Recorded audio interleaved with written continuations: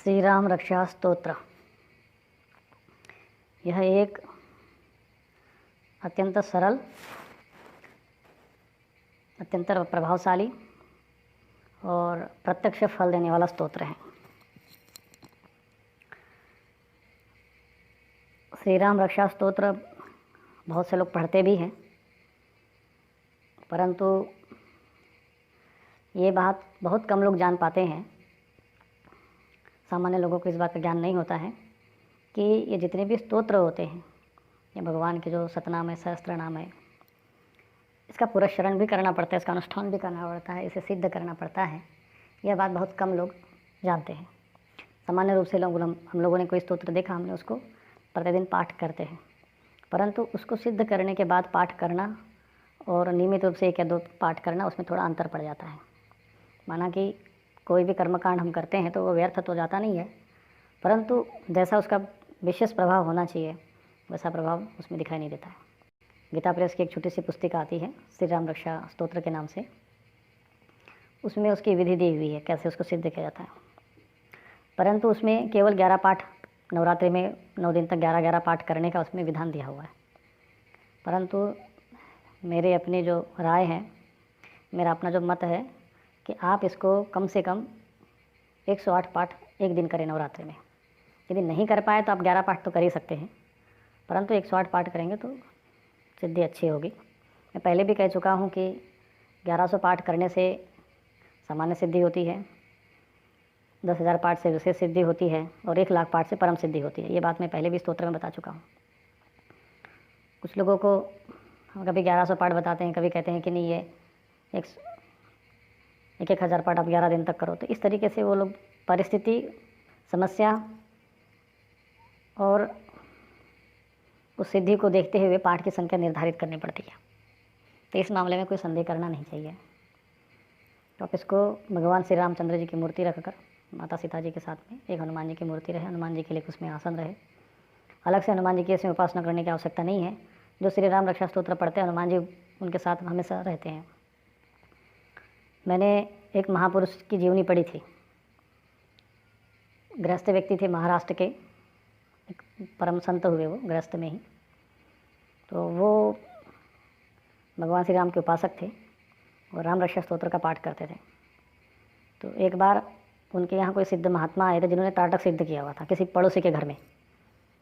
तो वहाँ पर ये पहुँचे, तो फिर उसके बाद कुछ 2-4 मिनट उन्होंने बात की, फिर वो वापस चले गए। तो वो जो त्राटक से जिन्होंने सिद्ध किया हुआ था, जिन्हें त्राटक की सिद्धि थी, उन्होंने अपने पड़ोसी से कहा कि ये सिद्ध महापुरुष है। बोले वो कैसे? तो बोले जब ये व्यक्ति आया तो मैंने देखा कि भगवान श्री रामचंद्र जी की जो अपने लक्ष्मण जी के साथ में उसके पीछे पीछे सूक्ष्म रूप से आए और पीछे पीछे उसके साथ गए। तो मैं आपको आज एक बात रहस्य में बताता हूँ। देखो, ये तो आजकल लोगों के अंदर विश्वास की कमी हो गई है। मंत्रों के प्रति जो आस्था है, श्रद्धा है, उसमें थोड़ी कमी आ गई है। मंत्रों के प्रभाव में कमी नहीं आई है। संत महापुरुष और गुरु की कोई धरती पे कमी नहीं है। कमी हमारे मस्तिष्क में आ गई है, हमारे श्रद्धा और आस्था में आ गई है। वर्तमान युग में जो मीडिया के द्वारा नकारात्मकता हमारे मस्तिष्क में प्रवेश कराई गई है, उससे आगे और नुकसान उससे हमारा ही होना है। हम किसी संत के प्रति, किसी धर्मशास्त्र के प्रति, किसी भी ऋषि मुनियों के ज्ञान विज्ञान के प्रति यदि आस्था गंवाएंगे तो नुकसान हमारा ही होना है। उस ज्ञान का या उस महापुरुषों का कोई उसमें उनको कोई हानि होनी नहीं है। तो हमारे अंदर यह आस्था विश्वास है तो आज भी ये सब चीज़ें सत्य हैं, चमत्कार जीवन में घटित होते हैं, इसमें कोई संदेह नहीं है। कुछ नास्तिक प्रकृति के लोग ये सब चीज़ों को मानते नहीं है और चुनौती देते हैं, कुछ भी करे, लेकिन जो सत्य है वो सत्य ही है, शाश्वत है। पूरे विश्व में प्रत्येक व्यक्ति किसी न किसी रूप में, किसी न किसी दर्शन के प्रति कहीं ना कहीं उसकी आस्था और विश्वास बना हुआ है। नास्तिक व्यक्ति भी होता है तो वो भी नास्तिक दर्शन में अपना विश्वास करता ही है। तो आप विश्वास के बिना रह नहीं सकते हैं। आज नकारात्मकता इतनी अधिक हो गई है कि अगर कोई अचानक कोई घटना घटती है तो कहते अरे यार मुझे इस पर भी विश्वास नहीं हो रहा है, तो मुझे विश्वास ही नहीं हो रहा कि ऐसा कुछ हो सकता है। मतलब वो सामने घटना घट भी गई, फिर भी उसके मुँह से वो शब्द निकलते हैं कि मुझे विश्वास नहीं हो रहा है। तो इससे पता चलता है कि हमारे हृदय में अविश्वास की भावना कितनी पनप गई है। उसके लिए हम दोष दूसरों को देते हैं, लेकिन सच्चाई ये है कि दूसरों को दोष देने से समाधान नहीं होना है और उससे हमें कोई लाभ होना नहीं है। कमियां कहीं ना कहीं हमारे भीतर ही होती है और उसको स्वेच्छा से स्वीकार करके अपनी कमियों को दूर करना, आत्मचिंतन करना, आत्ममंथन करना, ये मार्ग श्रेष्ठ मार्ग है। अपनी गलतियों को स्वीकार करना, अपनी कमियों को स्वीकार करना, ये भी एक अच्छा गुण माना गया है। और अहंकार बस अपने में श्रेष्ठता का आरोपण करना, स्वयं को ठीक मानना और अन्य को गलत मानना, ये एक दोष माना गया है।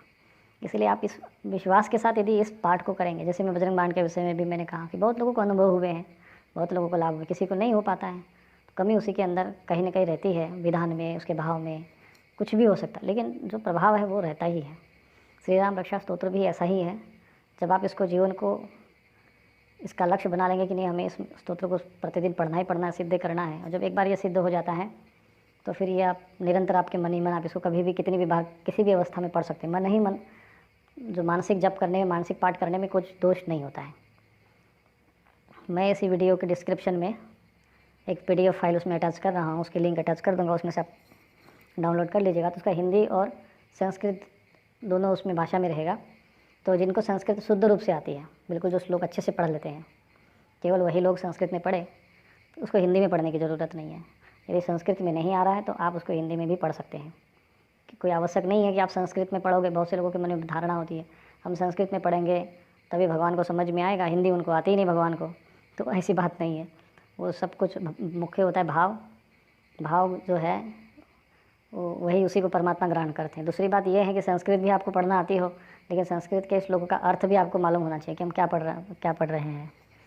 तो भाव सहित भावार्थ के साथ स्पष्टार्थ और भावार्थ दोनों समझते हुए पाठ करने से ज़्यादा फल होगा। दूसरी बात, इसके साथ में आप एक भगवान का जो 13 अक्षर जो नाम है, श्री राम जय राम जय जय राम, इसको भी आप जीवन का अंग बना ले। मैं बता रहा हूँ कि ये बहुत बड़ा नाम है। समर्थ रामदास स्वामी जी ने इसका 13 कोटि जप किया था। जीवन में ये संकल्प कर लीजिए, कम से कम दिन रात जब भी आपको खाली समय मिले, आपको कोई गुरु नहीं मिलता है तो गुरु नहीं भी मिलता है तो नाम जप करने के लिए, नाम भगवान के नाम उसकी दीक्षा के लिए गुरु की आवश्यकता नहीं पड़ती है। आप केवल भगवान का नाम जपते रहे। मंत्र की दीक्षा लेने के लिए गुरु की आवश्यकता पड़ती है। नाम जप के लिए कोई गुरु की आवश्यकता नहीं है। लेकिन अगर किसी समर्थ गुरु, अच्छा संत महात्मा मिल जाता है, उनके मुख से सुन लेते हैं तो बहुत ही अच्छा होता है। नहीं भी मिलते हैं तो अभी भी आप उसको शुरू कर दीजिए। भाव को भाव अनख आलस नाम जपत मंगल दिशि दस हो, इस बात से भी करेंगे तो श्री राम रक्षा स्तोत्र और ये 13 अक्षरी नाम कम से कम ये जीवन का एक तो होना चाहिए कि जो भगवान श्री राम के भक्त हैं उनको तो जीवन में संकल्प करना चाहिए कि भाई कम से कम हमें इस नाम का 13 कोटि जप कर लेना चाहिए। यही वास्तविक संपत्ति भी है। संसार में भले ही हम लोग धन के प्रति आसक्त रहते हैं, हमारे परिवारों में, मकान में, भूमि में आसक्ति है, लेकिन वास्तविकता देखा जाए तो कितने समय तक कितने समय तक ये हमारा है। हमारा सिर्फ केवल भ्रम है कि हमारा है। कुछ समय के लिए एक धारणा हमने बना ली है ये हमारा है, लेकिन मृत्यु का एक झटका आ गया, सब कुछ यही छूट जाता है। तो जो भगवान के नाम जप करने से जो हमें संपत्ति अर्जित होती है, जो नाम धन है, ये वही वास्तविक संपत्ति है। दान सत्कर्म यही हमारी संपत्ति है। लेकिन जो अज्ञानी लोग होते हैं वो संसार की संपत्ति को अपनी संपत्ति मानते हैं, उसी में ही आसक्त होकर फिर अंत में उसी में ही उसी का चिंतन करते मृत्यु को प्राप्त होते हैं। तो फिर ऐसे लोग जन्म मरण मृत्यु के चक्र में निरंतर भटकते रहते हैं। तो ऐसे नश्वर चीज़ों के स्थान पर ये शाश्वत जो धन है उस पर भी हमें ध्यान देना चाहिए। और कम से कम नहीं है तो ये एक पूरे जीवन में 13 कोटि जाप कर लो तो समझ लेना चाहिए कि जीवन सार्थक हो गया। नहीं तो ये जो रुपया पैसे इसके लिए दिन रात मेहनत करके परिश्रम करके खूब हमने कमा लिया, सब कर लिया, ठीक है, ये भी आवश्यकता है। धर्म अर्थ काम और मोक्ष जीवन के 4 पुरुषार्थ हैं। लेकिन आवश्यकता की पूर्ति जो है थोड़े से परिश्रम से भी हो जाती है, लेकिन इच्छाओं का कोई अंत नहीं है। आवश्यकता संसार की जो संपत्ति है उसका जीवन निर्वाह के लिए आवश्यकता समझकर ही उपयोग करना चाहिए। उसमें आसक्ति, उसको शाश्वत संपत्ति नहीं मानना चाहिए, उसको अपनी संपत्ति नहीं मानना चाहिए। उसमें आसक्त होना नहीं है, क्योंकि वो हमारा ऐसा है, ऐसा लगता है, लेकिन वो हमारा कब तक रहेगा। एक न एक दिन तो समय आएगा, सब झटका तो लगेगा ही लगेगा। तब फिर आपके साथ क्या रहेगा, तब आपकी संपत्ति कौन सी होगी।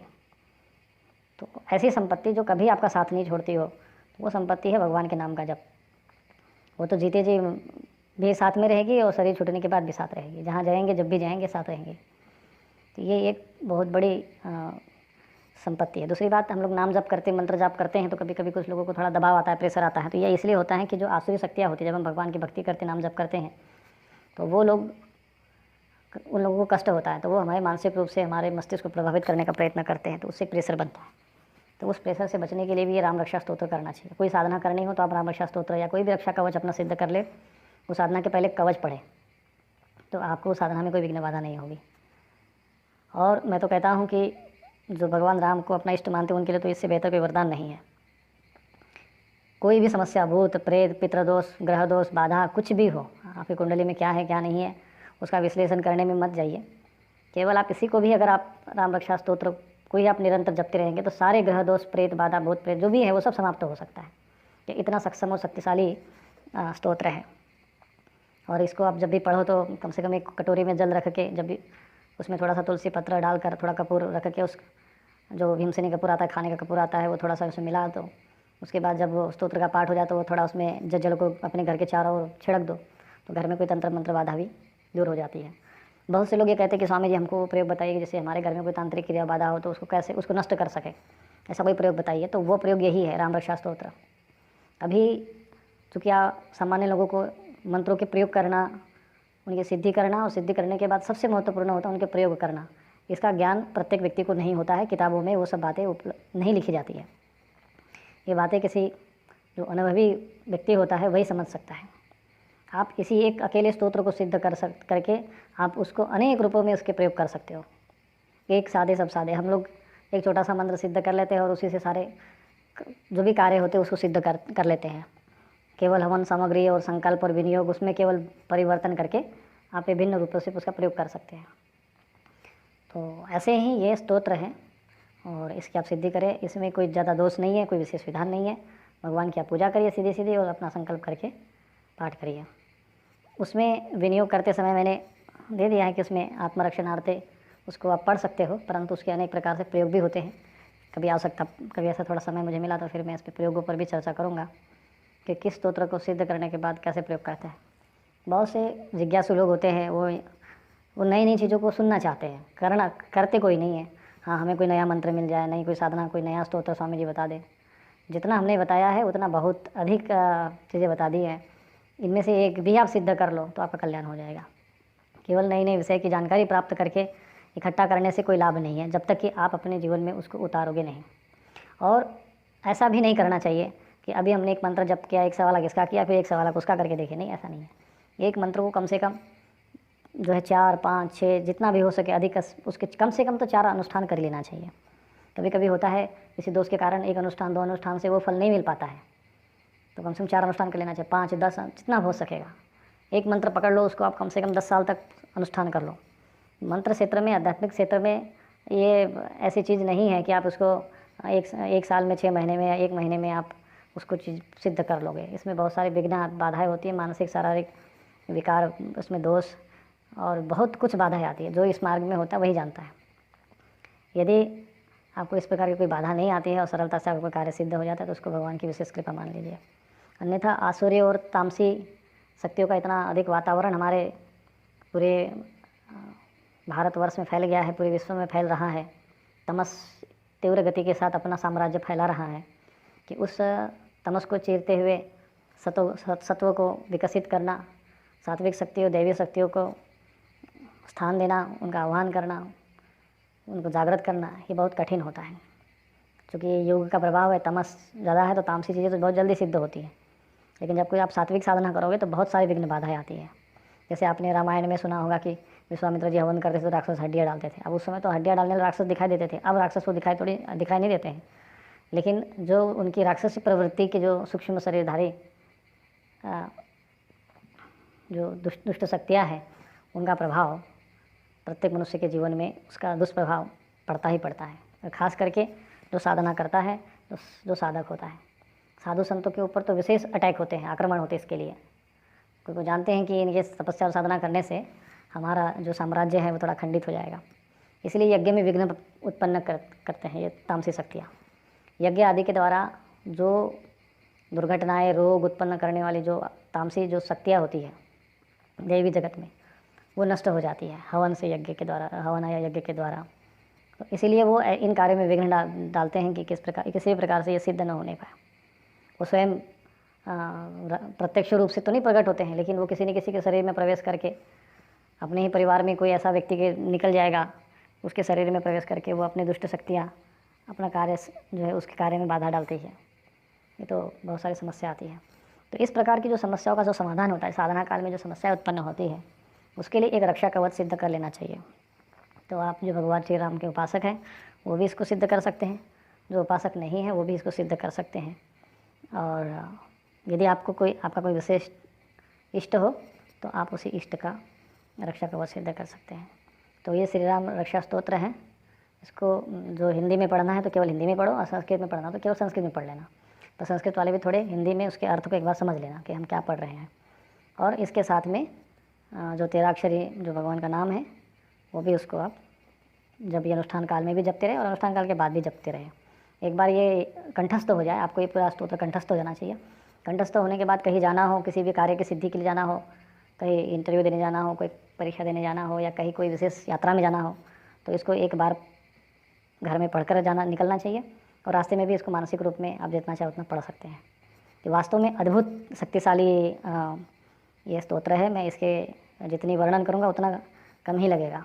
और इसके बहुत से प्रयोग हैं, कभी समय मिलेगा तो मैं उस प्रयोगों का भी वर्णन करूँगा मैं। नारायण नारायण नारायण।